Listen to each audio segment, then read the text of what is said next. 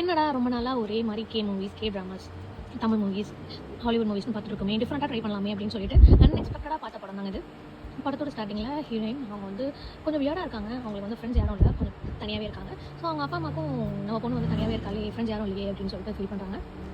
இன்னொரு சைடில் ஹீரோவை காட்டுறாங்க. ஹீரோக்கு வந்து ஒரு ஹார்ட் ப்ராப்ளம் இருக்குது. ஸோ அவர் வந்து ஒரு வருஷத்துக்கு அப்புறம் உயிரோட இருக்க மாட்டாங்க அப்படின்னு சொல்லிட்டு ஹீரோவை இன்ட்ரடியூஸ் பண்ணுறாங்க.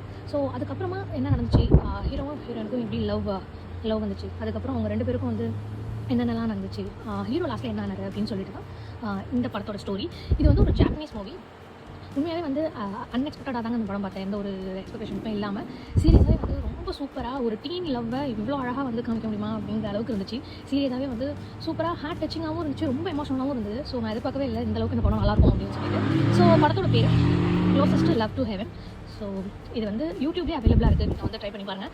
பிடிச்சிருந்தா உங்களுக்கு பார்த்துட்டு கமெண்ட் பண்ணுங்கள்.